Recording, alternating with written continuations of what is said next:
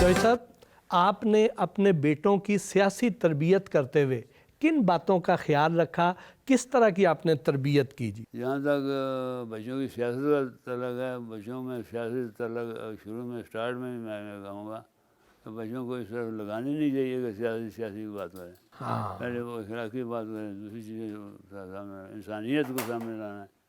ये सियासत जो है ना, ये एक चलता चलाता घोड़ा ही है, उसको समझना कभी इस तरह कभी उस तरह, इसमें मैं वो बिलीव नहीं करता। आपका अपना पसंदीदा सियासतदान कौन है? सियासतदान तो देखना चाहिए है कि किसके नज़रियात किसी की सोच आपके साथ मिलती है, तो सोच और नज़रियात का जहाँ तक तल्लुक़ है वो कायद-ए-आज़म को नंबर 1 पे रखना चाहिए। हमें कायद-ए-आज़म की सोच और उनके नज़रियात जो है ना उसको आगे लेकर बढ़ना चाहिए।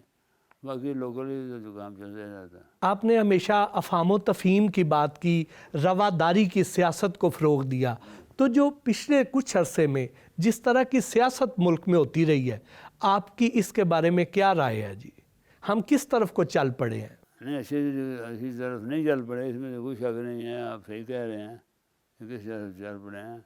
ये कोई अच्छी रवश नहीं है। अगर इस रवश के ऊपर हम सब चलना शुरू कर दें और यहाँ बच्चों को चलाना शुरू कर दें। अगर परवेज़ इलाही साहब वापस काफ लीग में आना चाहें तो उन्हें आने देंगे या दरवाजे बंद हो गए हैं जी? नहीं, दरवाजे तो बंद, खुदा ना करे दरवाजे बंद हों कभी भी हमारे किसी के दरमियान भी, लेकिन ये भी एक अभी इसका जवाब बड़ा लंबा दिया जा सकता है, बाद में किसी और इसके ऊपर। जी ठीक है जी। आइंदा इंतखाबात में मुस्लिम लीग नून और पाकिस्तान मुस्लिम लीग का सियासी इत्तेहाद होगा, सीटों पर एडजस्टमेंट होगी या कोई मर्जर के भी इम्कानात हैं जी? ये नून के साथ आप क्यों कह रहे हैं? हमें तो बाकी जमातें जो हैं यहाँ पर वो हमें ज़्यादा अप्रोच कर रही हैं कि जी आप हमारे साथ करें, हमारे साथ करें, तो ये नून का और हमारा कोई होना कोई इतना ज़्यादा अहमियत नहीं रखेगा।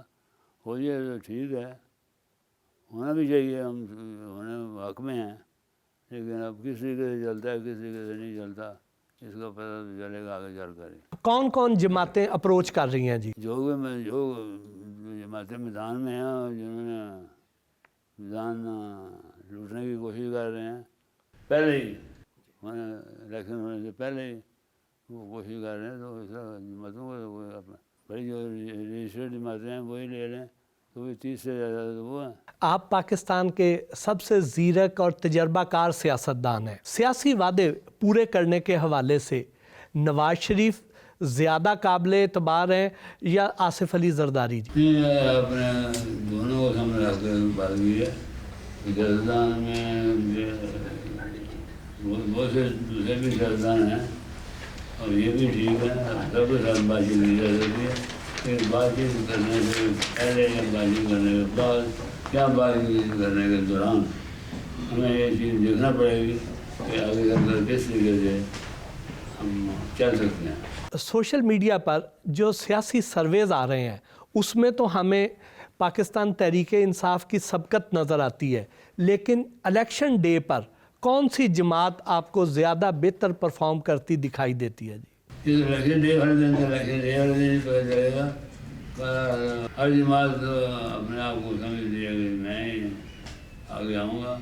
चेयरमैन तहरीक-ए-इंसाफ का सियासी मुस्तकबिल क्या देखते हैं? सियासी मुस्तकबिल तो सबसे पहले तो हमें अपना देखना चाहिए, फिर तरीके से लाल का या बाकी का, ये तो इलेक्शन डे वाले दिन पता चलना है किसका क्या मुस्तकबिल है। जितनी ज़्यादा महंगाई हो गई पिछले कुछ अरसे में, तो इसका इस इलेक्शन में सियासी पार्टियों पर क्या असर मुरतब होगा? जब ये इलेक्शन के लिए जाएंगे तो लोगों को कैसे फेस करेंगे जी? तो मैंने तो पहले दिन ये किया था, प्रेस को भी बताया था कि हमें वो चीज़ें जो मार्शल लॉ का दौर कहते हैं, उस दौर में जो कीमतें जो 1 हफ्ते के अंदर नीचे आ गई थी, क्या वजूहत थी, क्यों आ गई थी, इस तरह का कोई इक़दाम उठाना पड़ेगा कि कीमतें, रोज़मर्रा अशिया की कीमतें जो है कम हो जाएँ।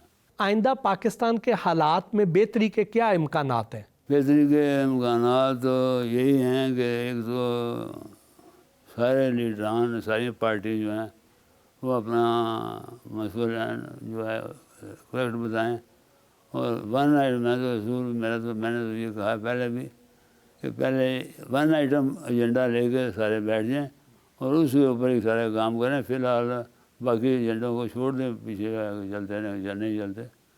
ایک ایجنڈا ہے، وہ ہے مہنگائی. روزمرہ اشیاء میں جو مہنگائی بڑھ رہی ہے، جس طریقے سے بڑھ رہی ہے، یہ ساری چیزوں کو لے ڈوبے گی اگر نہ ہمارا روکا گیا. مونس الہی ایک دور میں آپ کو اپنا سیاسی گرو مانتے تھے، لیکن اب تو انہوں نے اپنا گرو تبدیل کر لیا. اب وہ چیئرمین تحریک انصاف کو اپنا گرو مانتے ہیں اور وہ کہتے ہیں کہ میرا جینا مرنا ان کے ساتھ ہے. کیا آپ نے ان کو دیکھا ہے کون سا گرو مانتے ہیں؟ گرو تو مجھے بھی کہتے تھے، مجھے کہتے ابھی بھی مانتے ہوں گے.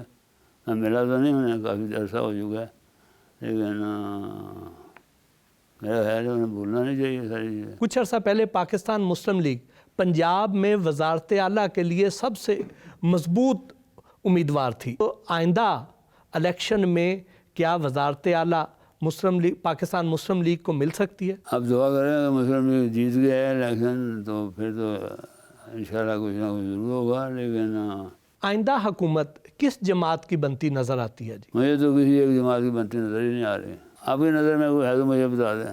کیا پیپلز پارٹی کے ساتھ بھی اتحاد ہو سکتا ہے؟ سب پارٹیوں کے ساتھ ہو سکتا ہے جی اتحاد، کوئی ایسی بات نہیں ہے. پیپل پارٹی کے اب ہیں جی، پیپل پارٹی کے مسلم لیگ میں ہیں، مسلم لیگ پیپل پارٹی میں ہیں، سارے بکھرے ہوئے ہیں. اس میں جو جیت کے آئے گا پھر وہ آپس میں کر لے گا. آپ ماشاءاللہ جتنے تجربہ کار سیاستدان ہیں، پاکستان کے جتنے بڑے بڑے مسائل آئے ہیں تو اس میں آپ کا بڑا کلیدی کردار رہا ہے. تو آج بھی سیاست کے ساتھ آپ اسی طرح ریلیونٹ ہیں، اسی طرح جڑے ہوئے ہیں جیسے پہلے تھے. اپنے آپ کو موجودہ سیاسی صورتحال سے باخبر رکھنے کے لیے کون سے ذرائع استعمال کرتے ہیں؟ کیسے اپنے آپ کو اپ ڈیٹ رکھتے ہیں؟ ذرائع کی جہاں تک بات کر رہے ہیں نا، کس ذرائع کو پتہ رکھتے ہیں. ذرائع تو آپ ہیں، دوسرے جو آپ کے کولیگز ہیں، اخبارات ہیں، ریڈیو ہے، یا اس طرح ان سے چیزیں مل جاتی ہے.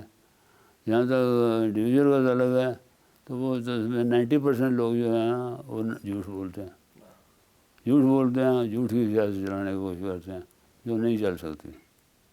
اس لیے ہر آدمی اپنے آپ کو سچ کے اوپر رکھ دینا، سچ کی سیاست کرے تو کام ٹھیک ہو سکتا ہے. آپ کی جماعت کا ان الیکشنز میں کیا منشور ہوگا؟ کیا ترجیحات ہوں گی؟ اگر آپ فرینکلی مجھ سے پوچھنا چاہیں تو پھر میں تو یہ کہوں گا کہ یہ الیکشن جو ہے نا، یہ اگر اسی موقع کے اوپر ہوتے ہیں آج کے مہینے 1.5 مہینے کے بعد، تو پھر تو کوئی چیز سامنے ہوئی نہیں.